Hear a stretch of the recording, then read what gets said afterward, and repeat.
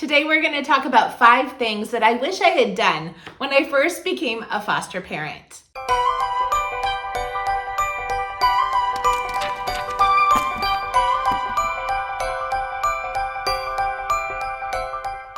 My name is Jenna Valletta. Today we're going to talk about 5 things that I wish I would have done when I first became a foster parent. I did another video entitled 7 things that I wish I would have known before I took my first placement. Make sure to watch that. I will put it in the description below. But today I'm going to talk about things that I wish I would have done. We have been foster parents for 15 years. We are currently still licensed.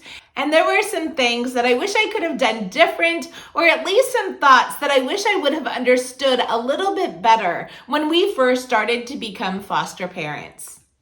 The first thing that I wish I would have done when I first started becoming a foster parent differently is I wish I would have slowed down.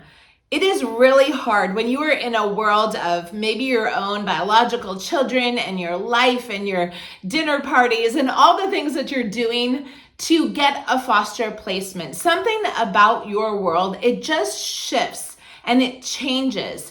And some people continue to grab a placement and carry them with them and move them and go here and there and just adapt them immediately into their life. However, what we have experienced is that when a foster placement comes, you don't know the backstory of that child. You don't know if they've sat in a DSHS or an office for the past how many hours and are exhausted, if they maybe came from a drug home where they saw their parents get thrown into the back of a police car. You don't know if the little babies have been sitting in the hospital for days on end without anyone holding them or touching them or caring for them.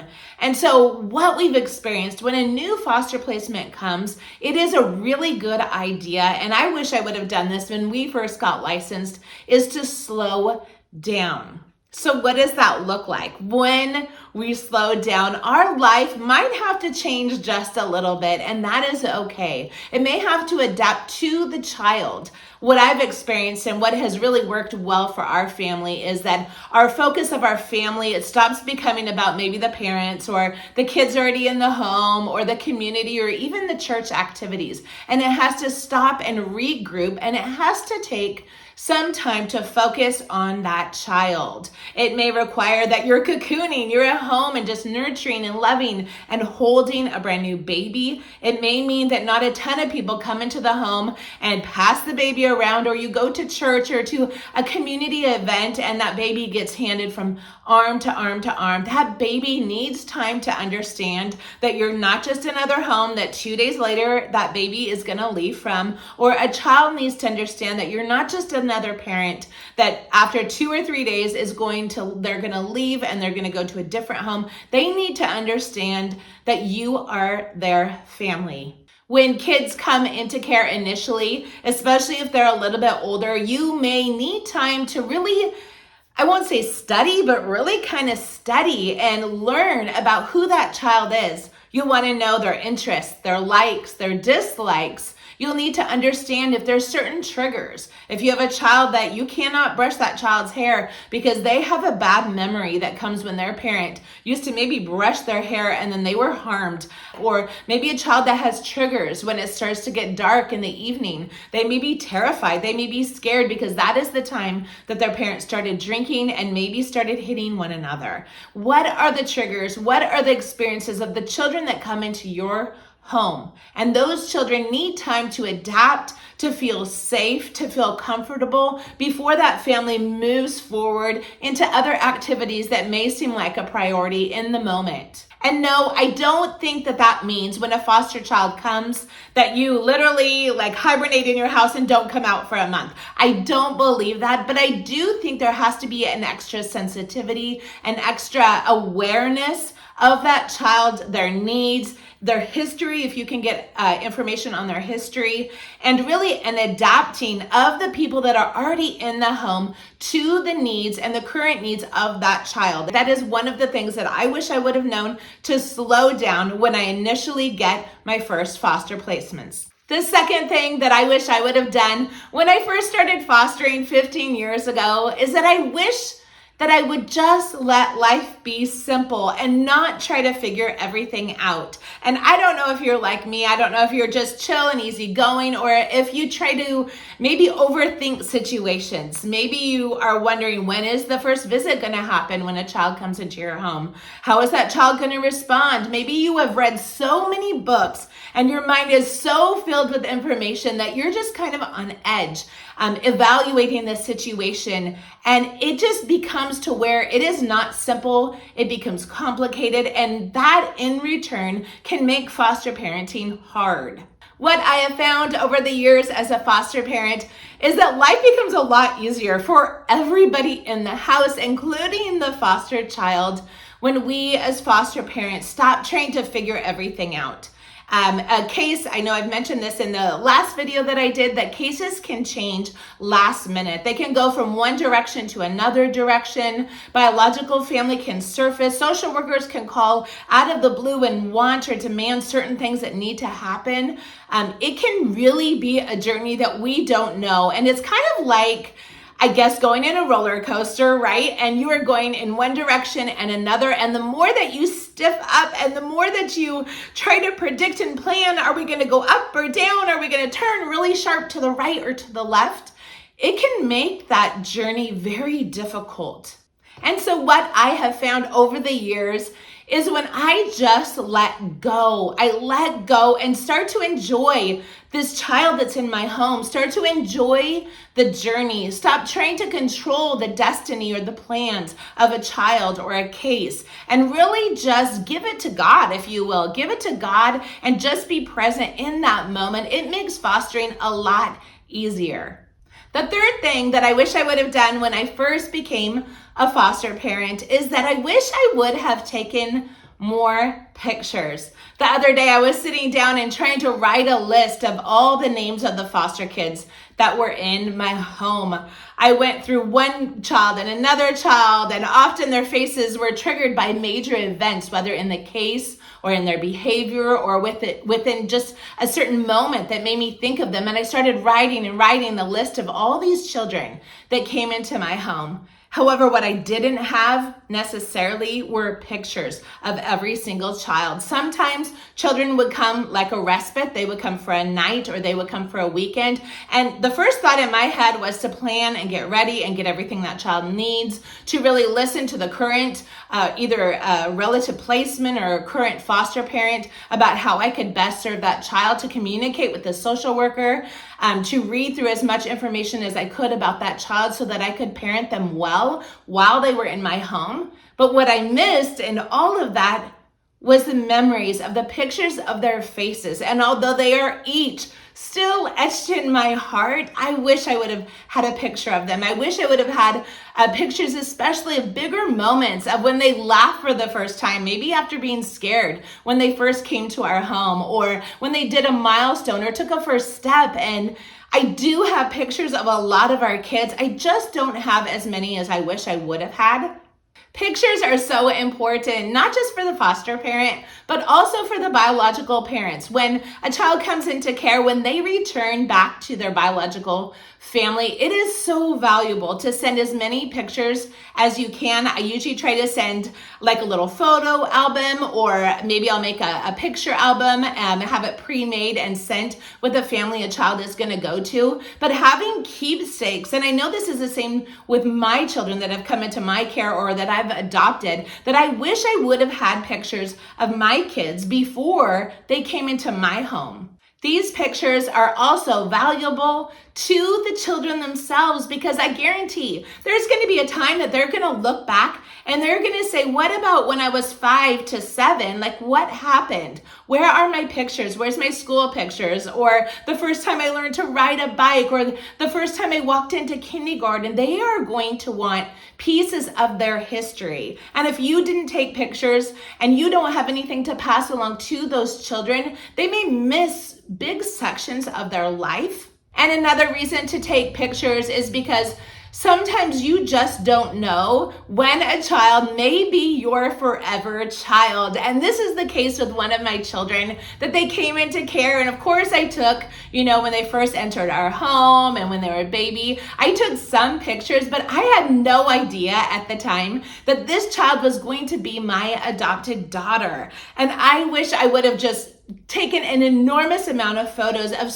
every single moment I could think of, but I didn't know. And I've heard this story over and over again, to where a social worker may call or a placement worker and say, can you take a child? It's just for the weekend, or it's just for 24 hours. And before you know it, that 24 hours has turned into 2 weeks, is turned into 2 years. And the next thing you know, you may be adopting that child. Of course, the goal of foster care is not adoption. It is reunification for those children to go back to their biological family, if at all possible. But just in case that is not possible and you have an option to adopt, you are going to wish that you had pictures of that child to share those memories with them, and lots of photos. The fourth thing that I wish that I would have done different when I first became a foster parent is that I wish I would have stopped really caring what people think. I wish I would have stopped embracing and absorbing people's thoughts or opinions or their behaviors or their gestures or maybe their lack of. I can remember a time when I first started fostering and I had a little guy, and I remember very clearly going to the doctor and a certain person came up and said something and glared at me, and it was really bad. And I came home and I cried my eyes out. I was so offended by someone I didn't even know for whatever reason. And looking back now, all this time as a foster parent, I realize that sometimes there are just mean people. There's people that are not going to understand your family, your journey, what you're doing. There's people that may even kind of shun your home or your life or your family. And that's okay, because we are just called to do what we are supposed to do. Your child maybe will not get invited to birthday parties or for sleepovers or looked at in the same way as maybe a child who is not in foster care. And at the end of the day, our number one goal is to fight and advocate for those children and to not absorb it and make it about us, because it's just really not. It is about these children. And so I wish I would have really not cared what people thought when I first started becoming a foster parent. The fifth thing that I wish I would have done when I first became a foster parent is that I wish I would have let people into my journey. I would have invited them into my story. I would have been able to maybe receive help. When we first started fostering, it was really our own journey. It was me and my husband and our 2 biological kids at the time. And I was just on mission and passionate and just really determined to do what God called me to do. At the same time, I did kind of shrink from some of the things that we did and we were used to. And when people asked for help, they would ask to bring clothes or they would ask to bring a dinner. I would often say, no, I got this. This was my thing. It was almost like a new baby, like this ministry or this call as a foster parent was a ministry that I wanted to protect. I wanted to guard. I wanted to guard our family. I wanted to guard maybe my heart. And I wanted to especially guard these children. But what I realized over time is that when people want to help you and they want to step into your story, that is a powerful and a really good thing to do. Years later, we began having home groups where people every week would come into our home, and they started seeing our foster kids and adoptive kids, and they would get used to it and it would become normal and it would be contagious. I would hear stories of people wanting to become foster parents or even getting licensed to foster as a result of really us opening up our home and our world to other people. I also remember the first time that someone wanted to do a meal train, which is where people sign up to bring you a meal every couple of days or so for maybe 1, 2, 3 weeks.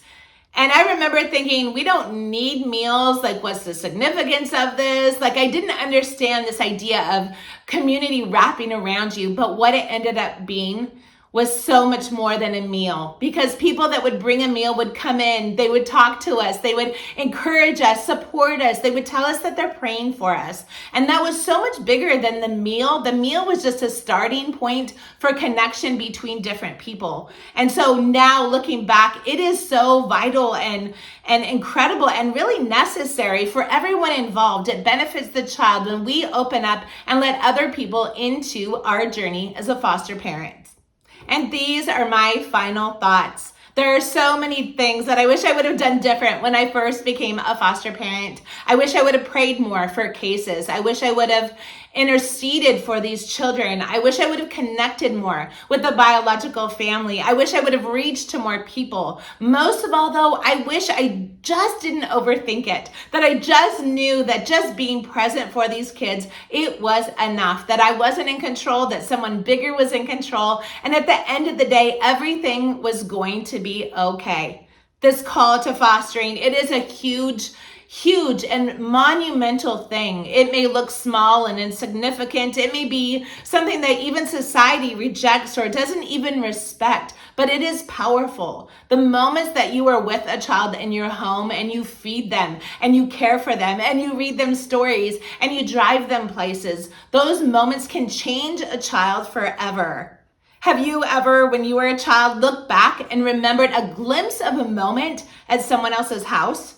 Maybe they ate dinner different than you, or maybe they laughed a lot more than the people in your home laughed. And those moments, they etched really significant things upon your mind because life was impacted and shown to you in a totally different way. That is what it's like to be a foster parent. It is like making moments, big and small moments with these kids that they will remember for a lifetime. And remember, it doesn't have to be done perfect. It just has to be done with a lot of love. Thank you so much for watching. Make sure to subscribe below, ring the bell for notifications, and we will see you next time. Go out, live bold, and be brave.